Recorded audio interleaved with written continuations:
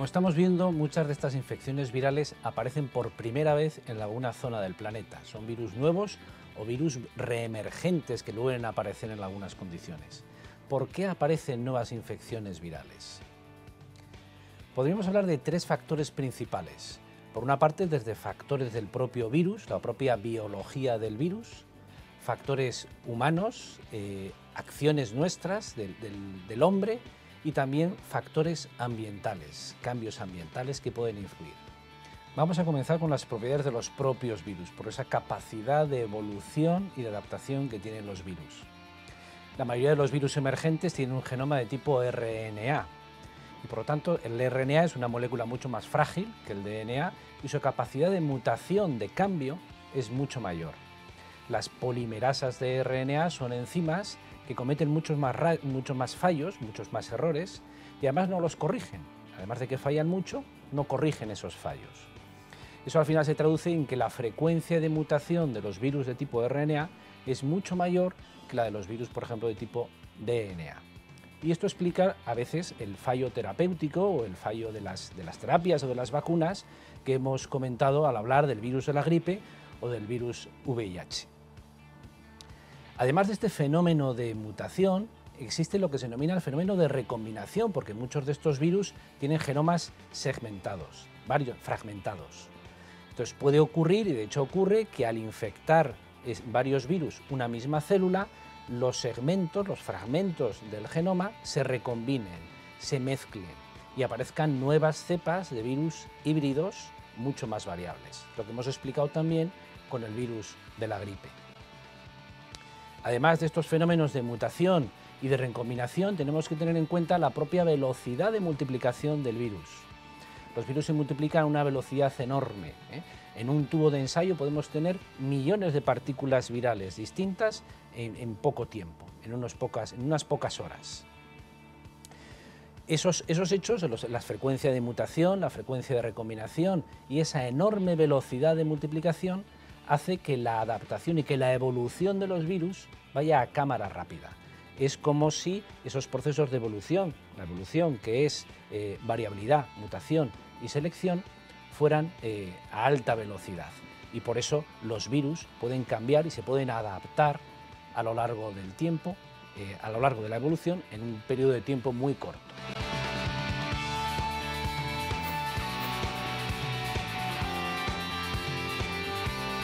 En la aparición de nuevas infecciones virales también influimos nosotros, nuestro propio estilo de vida. El 50% de la población mundial vive en grandes urbes, en ciudades de más de 10 millones de habitantes. Eso genera un hacinamiento, una polución, unas condiciones de falta de higiene, problemas de agua, que facilita muchísimo las infecciones virales, sobre todo de tipo respiratorio y gastrointestinal.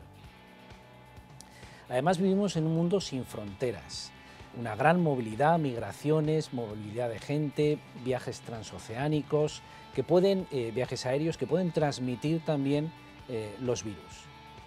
Quizá el ejemplo mejor documentado es lo que se denomina el síndrome respiratorio y agudo, el SARS, un coronavirus que en el año 93 produjo algunas infecciones. Es un virus que se transmite por el aire y que da infecciones tipo gripe. En concreto, en el año 2003, y en concreto el 21 de febrero de 2003, todo comenzó en un profesor que estaba en un hotel, en el Hotel Metropole, en Hong Kong, donde comenzó la infección. En ese hotel infectó a 12 huéspedes de ese mismo hotel. Él viajó a Vietnam, ahí infectó a 37 personas.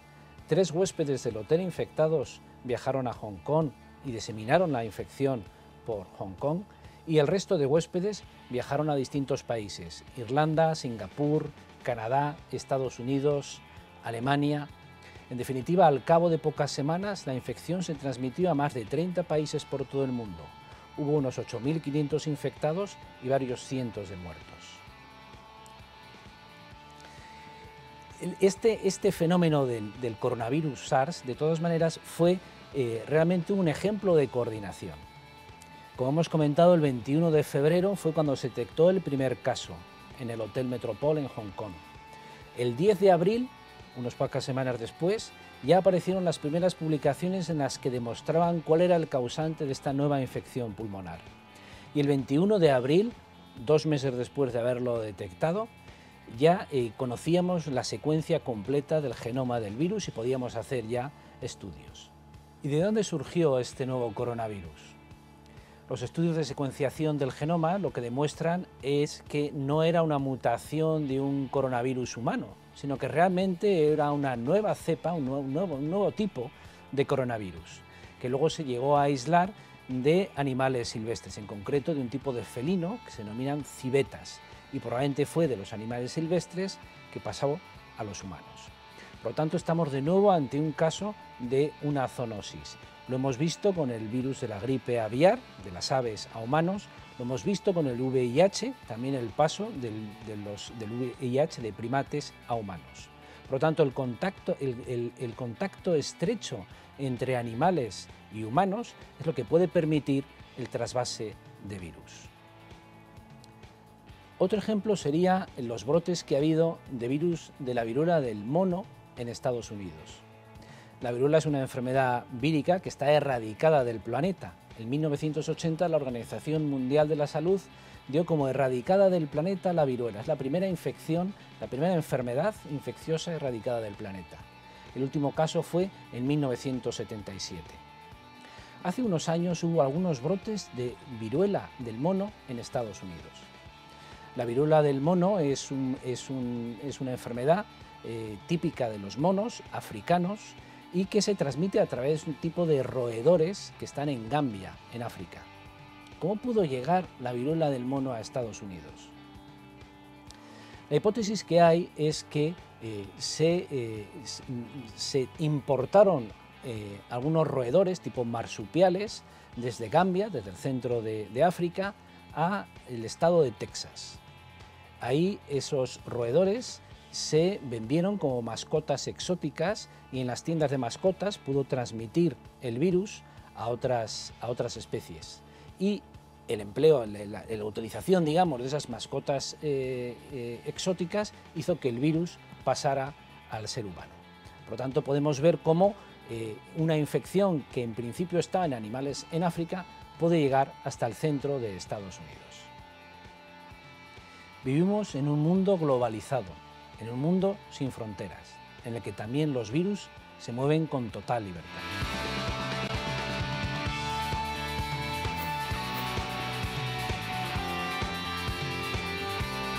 Muchos brotes de enfermedades infecciosas emergentes son debidas al cambio climático, a cambios en el ecosistema producidos por la acción del hombre. Por ejemplo, la deforestación, la tala de bosques y masivamente en el Amazonas, por ejemplo, ha generado que las poblaciones de murciélagos se trasladen de unos lugares a otros. Murciélagos que son portadores del virus de la rabia y lo que ha causado son nuevos brotes de rabia en zonas rurales en Brasil. La tala masiva también de árboles en Argentina ha producido una repoblación, un aumento de la población de algunos roedores que son portadores de hantavirus que producen fibras hemorrágicas y que ha hecho que haya nuevos brotes de fibras hemorrágicas producidas por el virus Junin en Argentina. También está documentado la aparición de brotes epidémicos por la construcción de grandes presas de agua. Los estancamientos de agua lo que producen es normalmente el aumento de la población de algunos mosquitos y eso va asociado a la aparición de brotes epidémicos. Está, por ejemplo, documentado que en la construcción de la presa de Anuán en Egipto hubo un brote de fiebre del Valle del Rif que afectó a más de 1.500 personas. Y hoy en día sabemos que el canal de Panamá se pudo acabar porque fue posible controlar la fiebre amarilla. Otro factor que también afecta a la aparición de enfermedades emergentes es el cambio climático. Como hemos comentado, muchos virus son transmitidos por mosquitos y la distribución geográfica de estos mosquitos depende muchas veces de la temperatura y de la humedad. El cambio climático, pequeños cambios de temperatura y de humedad, puede hacer que las poblaciones de mosquitos se distribuyan de manera distinta desde el punto de vista geográfico. En el año 2004 se detectó por primera vez la aparición de mosquitos tigre, Aedes, en el sur de Europa, y eso ha sido la causa de aparición de algunos brotes de fiebre como el dengue o algunas otras fiebres hemorrágicas en el sur de Europa. El cambio climático también produce a veces lluvias torrenciales o incluso sequías. En 1990, en los años 90, hubo una serie de lluvias torrenciales en Estados Unidos que afectaron a la población de determinados roedores que eran portadores de hantavirus y que fueron los que causaron la aparición de brotes de síndromes hemorrágicos, síndromes pulmonares graves en Estados Unidos. Como estamos viendo, las consecuencias del cambio climático hace que la distribución de virus en el planeta sea distinta. Y lo que estamos comprobando en los últimos años es que los virus suelen subir, digamos, en el hemisferio norte, hacia el norte, suelen bajar hacia el sur, en el hemisferio sur, y suelen llegar a altitudes mayores. Hay una mayor distribución de los virus a nivel global. No podemos descartar, por lo tanto, que en el futuro algunas enfermedades que denominamos hasta ahora enfermedades tropicales o subtropicales dejen de serlo.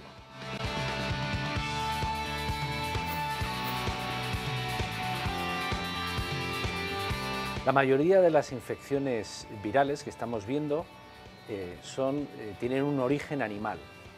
Son virus que infectan animales y que en un proceso de adaptación van evolucionando y se van adaptando hasta llegar a infectar al hombre.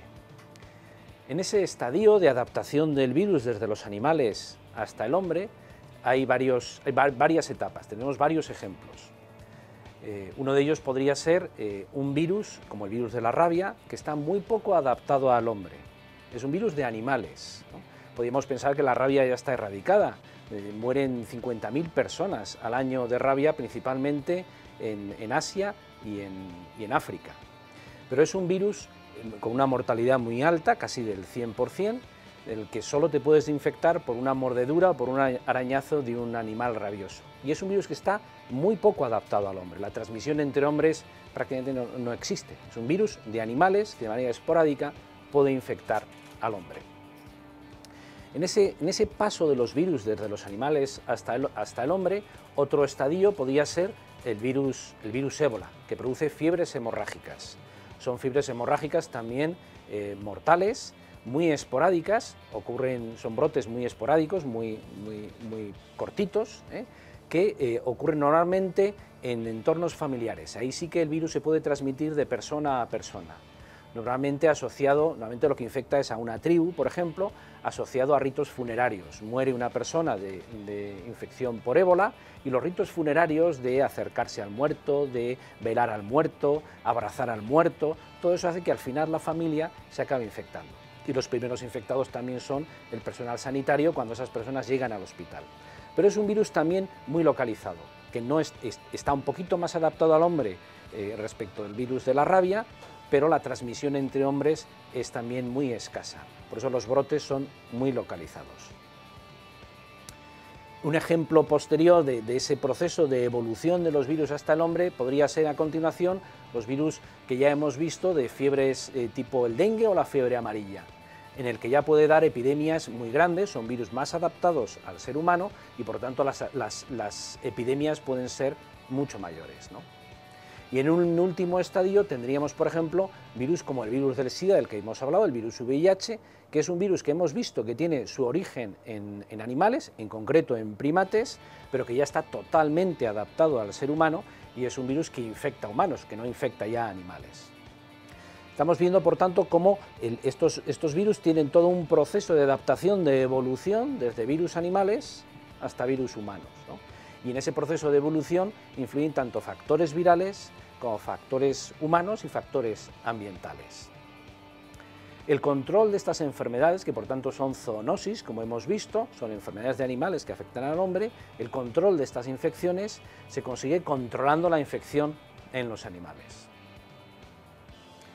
Hay algunas iniciativas internacionales muy interesantes, como Global Viral, que tiene laboratorios de virología repartidos por algunos países africanos y de Asia, y que lo que está buscando son esos virus en su estadio, digamos, todavía animal.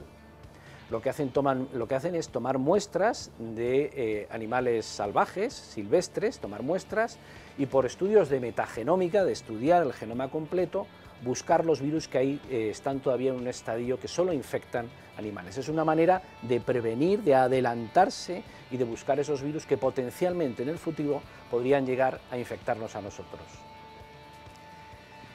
Realmente lo que conocemos es un poquito de todo el mundo viral que hay en el mundo, ¿no? Lo que conocemos es la punta del iceberg del mundo de los virus.